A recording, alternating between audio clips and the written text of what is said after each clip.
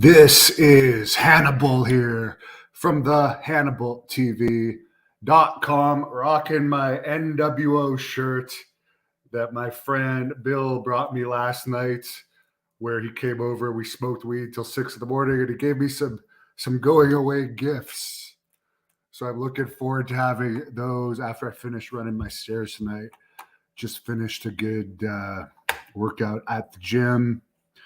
Was so good I can't even remember what I did, strangely enough. Man, I've had a lot of concussions. What the hell did I do at the gym? Shoulders and traps and abs and calves.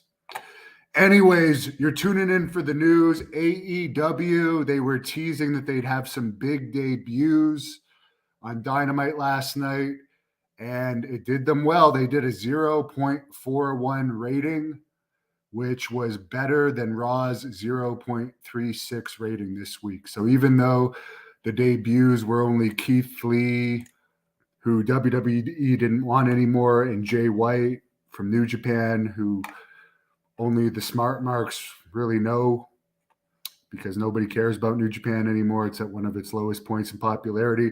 The gimmick of saying new debuts works. So congratulations on them kicking Raw's ass. Tony Khan said Jay White was a last-minute deal because they didn't think that Keith Lee represented the Forbidden Door concept since he wasn't contracted anywhere else. I don't understand the Forbidden Door. New Japan works with all the companies. Like, haven't they, other than WWE, haven't we seen their people on Impact and Ring of Honor? It's not like they don't have their wrestlers working for other companies, but whatever gimmick helps them. I did do an interview earlier today with the co-writer and co-producer of the Blood Hunter Thirst and Rage film, Dale Schneck, who also produced the Mass Mutilator film that starred wrestler turned actor Brick Bronski, and Brick's daughter is going to be in the Blood Hunter movie, and she's absolutely gorgeous, Raquel Beltzner, and this is going to be her movie debut after, of course, doing some theater acting for years. And this director has worked with Gene Wilder before, has got a lot of experience. And I did put the GoFundMe link in the description. Anyone that wants to help me out with this movie, be greatly appreciated. But we're going to looking at filming it this summer, and I'm really excited about it. It is going to be a vampire-ish movie, so it's pretty cool. I posted a couple interviews that John Paz did today. One with Scotty 2 Hotty, who recently was released from his agent job with WWE, and I believe he asked for his release. I still haven't watched the full interview. I will. And another one with Bob Cook, who was a longtime WCW enhancement talent. Also, further to yesterday, I did announce, due to COVID regulations that are just going to cost me too much money and make it too hard to make money, the April 23rd Great North Wrestling event in Ottawa is going to be delayed. And I did talk to the arena people again today about delaying it further down the year when the COVID restrictions will lessen. So it will still happen, and I have talked to TicketWeb. The people that have bought tickets already online, they will be refunded in the coming weeks. So I'm very sorry about that, but it allows me to focus more on the movie. And there will still be a Great North Wrestling 15th anniversary show in 2022. Underdog says, whoa, Dynamite beat Raw in the ratings. And speaking of which, remember when Dynamite was competing with NXT? NXT only got a 0.07 rating this week, their lowest ever.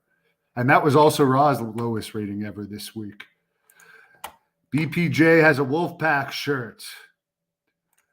Michael says, my shirt is too sweet. Well, thank you. Who is the lead in my movie? We're still finalizing the script, though. The synopsis has been finished. Of course, the Blood Hunter is going to be the killer character in the film. But I'm not going to reveal too much. There's a lot of stuff in the works, but it's going to be really interesting, and I'm really excited about it. Underdog says hopefully they loosen the COVID restrictions. And this is the city of Ottawa's arena policy, which requires me to hire people to screen people that come in and have scanners to make sure people have the right vaccination cards. And there's also crowd limitations and a whole bunch of stuff that's really just going to cost a lot of money and make it damn near impossible to make money. So it's better to delay the event a bit and just focus on my movie for now. I will have Mil Mortes / Ricky Banderas in a shoot interview Tuesday at 6 p.m. He was supposed to be on the Ottawa event, but because he's not, I'm not going to be able to do the shoot interview then, so I'll do it Tuesday at 6. Almar says NWO over DX all day. I agree.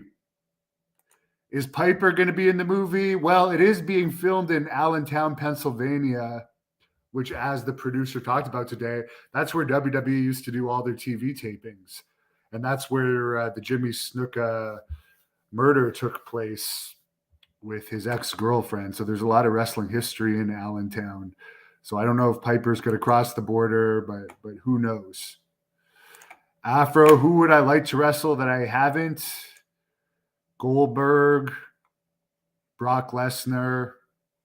Those are the first two that come to mind. Matt says, hopefully by the summer, Ontario will follow suit with Saskatchewan and drop the mandates. Yeah, I agree. I know Saskatchewan, you don't need the vaccine passport anymore, which you certainly do here. It's horrible here, but at least the gyms are back open now. Gary checking in from Pittsburgh. Thanks a lot, everyone, for viewing this. And again, the GoFundMe link is in the description. Anyone that wants to donate anything to help with the film, every little bit counts. And check out that interview that I did earlier today. Underdog, yes, I would fight Jake Hager in MMA if the price was right. 100%. I'd fight anyone in MMA if the price was right. Would I interview Goldberg and Scott Hall and Booker T in the future? I have done a short interview with Booker T in the past. As far as Goldberg and Scott Hall, I'd love to interview them. I did actually do a short one with Scott Hall at a Comic-Con a few years ago, but he didn't give me a lot of time. He just kind of like went off of the screen. You could see it. Like when he was done with the interview, he kind of just slid out of the shot. So I like Scott Hall. He was one of my favorites when I was a kid. And I remember actually, and I did tell this story before, but for anyone that hasn't heard, I was a big Diamond Stud fan when Scott Hall was in WCW. And on June 2nd, 1992, WWE did a TV taping here in Ottawa at the Civic Center where I wrestled before. In later years, but Scott Hall had a dark match before the show, before he was Razor Ramon. And I remember like because this was before the internet, when the Diamond Stud walked out, I was like it seemed like I was the only WCW fan in the crowd, because I was like totally marking out that the Diamond Stud was like having a match, because I didn't even understand what dark matches were in WWE.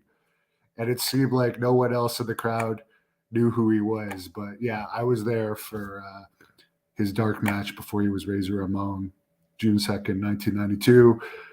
The Berserker won a 40-man battle royal on that show. And Bret Hart, forget who he wrestled. Bret Hart wrestled Shawn Michaels. And Papa Shango wrestled the Ultimate Warrior. Ric Flair wrestled Macho Man. And a fan interfered in the Ric Flair versus Macho Man match and attacked Mr. Perfect on the outside. So I do remember that. And there was also a fight in the crowd that day. So the crowd was pretty wild. So we'll end it on that story. I hope everyone has a great night. I'm going to run my stairs for a couple hours, get in shape for this movie where I want to be lean and mean and strong, ready to become a vampire and sink my teeth into some beautiful ladies. Thank you for watching the Hannibal TV. Please help me out and like this video, then click the subscribe and get notifications buttons so you don't miss any of my latest shoot interviews, match videos, or news updates. Follow us on Facebook at the Hannibal TV for more live streams and videos. And while you're at it, follow us on Instagram and Twitter at the